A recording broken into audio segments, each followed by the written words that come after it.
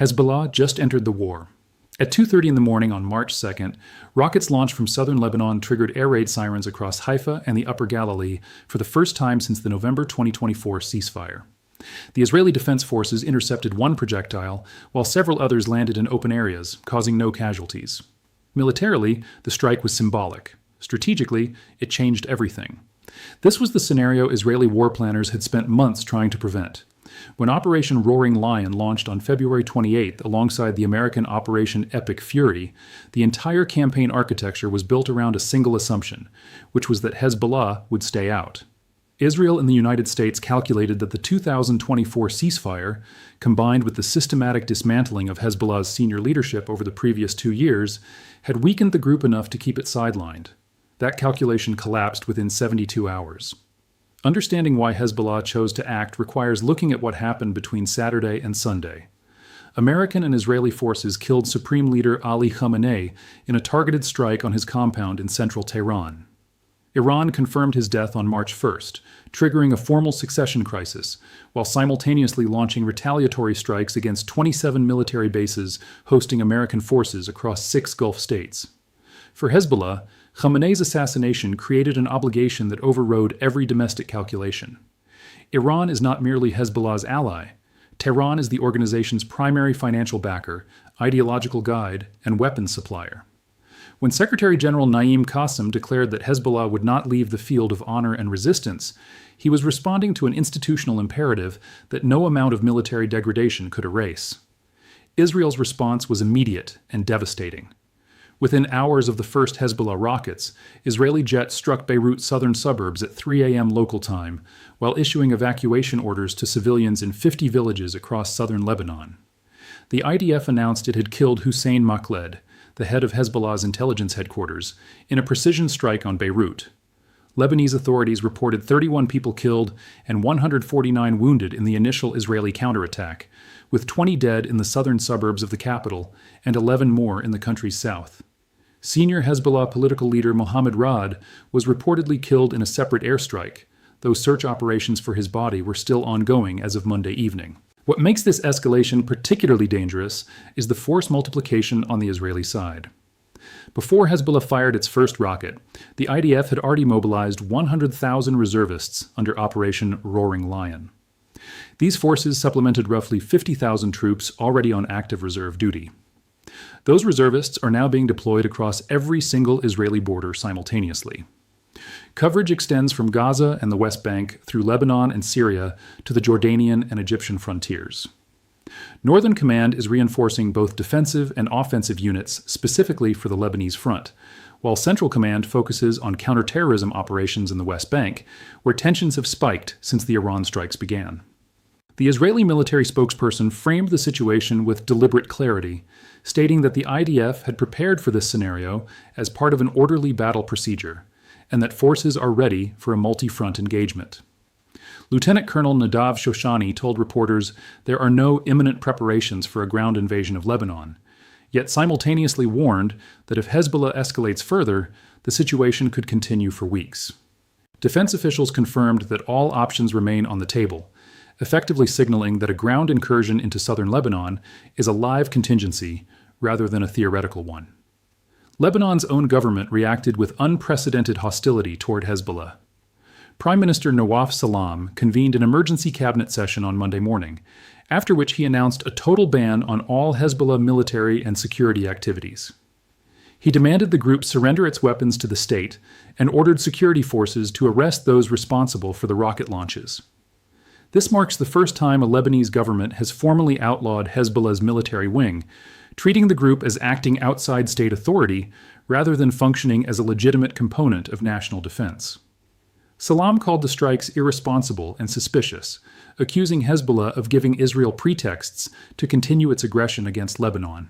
American officials reinforced this pressure from the opposite direction. United States representatives told Lebanese media outlets that Washington now considers the ceasefire, brokered in late 2024, to be over and will not intervene to stop Israeli strikes on Lebanon. They reportedly demanded that the Lebanese state designate Hezbollah as a terrorist organization, warning that without such a designation, there would be no distinction between Hezbollah and the Lebanese state itself. This effectively places Lebanon's government in an impossible position, caught between an armed, non-state actor it cannot control and two military powers it cannot resist. Meanwhile, the conflict's geographic expansion continues accelerating. Yemen's Houthi movement announced it will resume missile and drone attacks on shipping in the Red Sea and against Israel directly, ending 3.5 months of relative calm that had allowed major carriers like Maersk and CMA-CGM to resume Suez Canal transits. Senior Houthi officials told the Associated Press that the first attacks could come at any moment, while the group's leader, Abdul Malik al-Houthi, declared his forces are in a state of high readiness for any necessary developments. CMA-CGM has already suspended all Suez Canal passages and rerouted vessels around the Cape of Good Hope, adding 10 to 14 days per voyage. In Iraq, Shia militia groups launched drone attacks against American positions near Baghdad International Airport and the Erbil Consulate, opening yet another axis of pressure on U.S. forces. The strategic calculus now facing Israel is unlike anything in its modern military history. Along the southern perimeter, operations against Hamas in Gaza continue at the Yellow Line. Hezbollah has now reactivated hostilities on the northern front, despite being significantly degraded.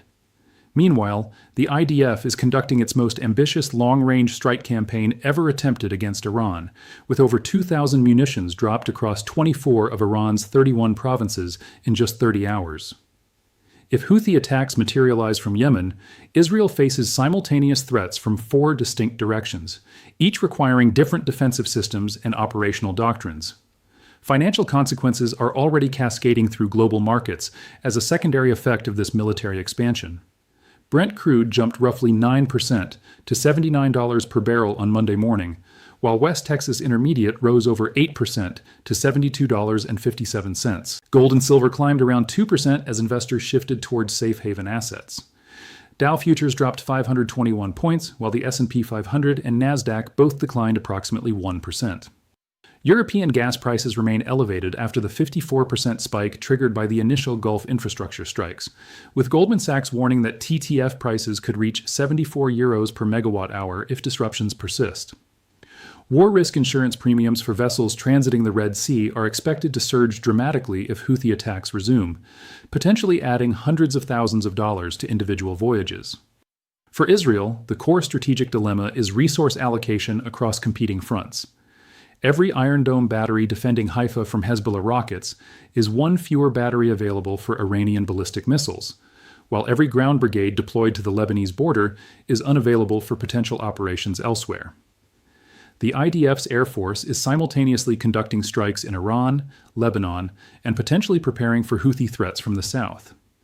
This is precisely the scenario Iran designed through its layered escalation doctrine, which aims to create simultaneous pressure across multiple fronts, forcing the adversary to disperse rather than concentrate.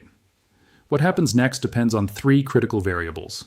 First, whether Hezbollah commits to sustained operations or treats the initial barrage as a symbolic gesture. The military value of Sunday's rockets was negligible, yet Israel's response killed over 50 people, destroyed infrastructure, and triggered mass displacement. If Qasem calculates that the cost-benefit ratio is unsustainable, Hezbollah may pull back to token strikes. Second, whether the Houthis transition from rhetoric to action. Their previous campaign disrupted 10 to 15% of global seaborne trade, and resumption would compound the economic pressure already created by the Hormuz closure.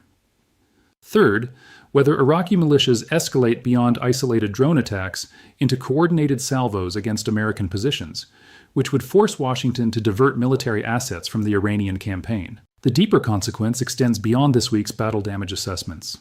For 18 months, Israel systematically dismantled the Iranian proxy network by killing Nasrallah and degrading Hamas, while neutralizing Syrian logistics routes and assassinating dozens of senior commanders.